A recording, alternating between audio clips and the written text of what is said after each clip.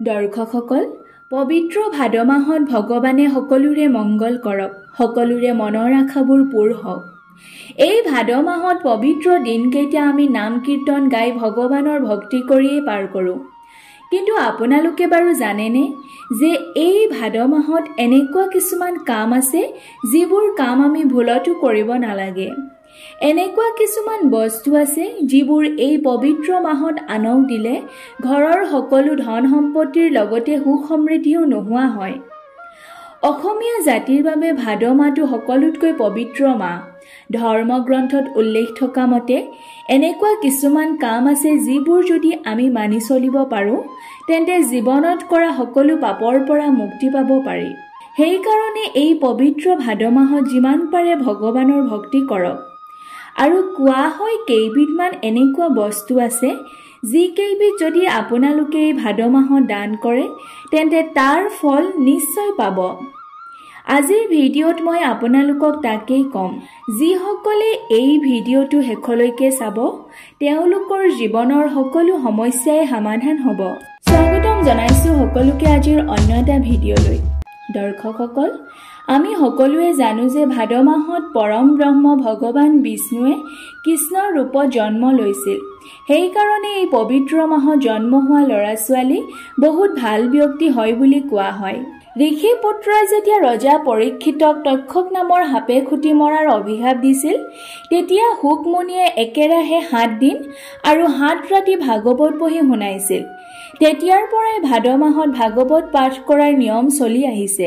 দৰ্শকসকল, ধৰ্ম গ্ৰন্থৰ মতে ভাদ মাহত সন্ধিয়া হোৱাৰ লগে লগে কেতিয়াও আনক ধান আৰু চাউল দিব নালাগে। ভাদ মাহক লক্ষীৰ মাহ বুলিও কোৱা হয়। সেইকাৰণে ভাদ মাহত ধান চাউল সন্ধিয়াৰ সময়ত আনক দিলে লক্ষী লগতেই গুচি যায়, যাৰ ফলত আপুনি দৰিদ্ৰতাৰ সন্মুখীন হ'বলগীয়া হ'ব পাৰে। এনেকুৱা বহুত কথা আছে যিবোৰ নজনাৰ বাবে আমি বাৰে বাৰে ভুল কৰি বিপদত পৰোঁ। যিখন ঘৰৰ মহিলাই ব্ৰহ্মপুৱাতেই উঠি গা ধুই সূৰ্যদেৱৰ দৰ্শন কৰি তুলসীৰ তলত পানী দিয়ে তেন্তে সেইখন ঘৰত কোনোদিনেই অভাৱ অনাটন নহয়। কোৱা হয় তুলসী ভগৱানৰ অতি প্ৰিয় বৃক্ষ। সেইকাৰণে ভাদ মাহত তুলসীৰ তল সদায় চাফ চিকুণ কৰি ৰাখিব লাগে। ধৰ্ম গ্ৰন্থৰ মতে যিসকল লোকে ভাদ মাহত অসহায়জনক দান কৰিব পাৰে তেওঁলোকৰ সকলো আশাই পূৰ্ণ হয়। আৰু এই মাহত যদি কোনোবা ব্যক্তি আপোনাৰ ঘৰত দান বিচাৰি আহে তেন্তে তেওঁক ভালদৰে সেৱা শুশ্ৰূষা কৰি আৰু কিবা নহয় কিবা এটা বস্তু নিশ্চয় দান কৰিব লাগে। কোৱা হয় এই মাহত ভগৱানে ভক্তৰ ঘৰত গৈ পৰীক্ষা লয়।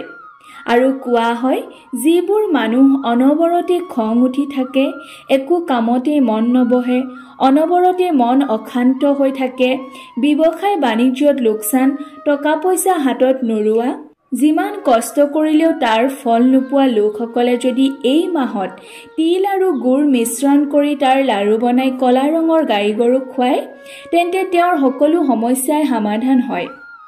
গাই গৰুৰ গাত সকলো দেৱতাই বাস কৰে, যাৰ ফলত গাই গৰু গুড় আৰু তিলৰ লাড়ু খোৱালে সকলো দেৱ দেৱতাৰ দুখ খণ্ডন হয়।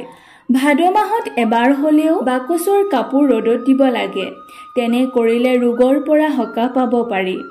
ভাদ মাহত কলা বস্তু দান কৰিব লাগে, যাৰ ফলত নকাৰাত্মক শক্তিবোৰ নোহোৱা হয়। দৰ্শকসকল, ভাদ মাহত ভুলতো সন্ধিয়াৰ লগে লগে পইচা, চাউল, ঘিউ, হালধি, মিঠাতেল কাকো নিদিব। যদি দিয়ে তেন্তে আপোনাৰ ঘৰৰ সকলো ঐশ্বৰ্য সা সম্পত্তি নোহোৱা হৈ যাব।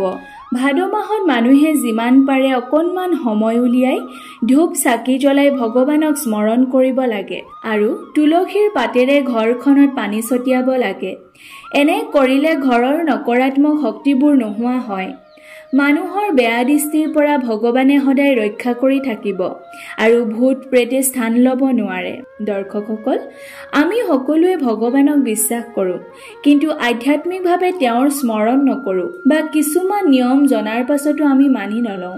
যিজনৰ মনত অনন্ত প্ৰেম, ভক্তি আৰু দয়া থাকে তেওঁক ভগৱানে স্বয়ং আশীৰ্বাদ কৰে।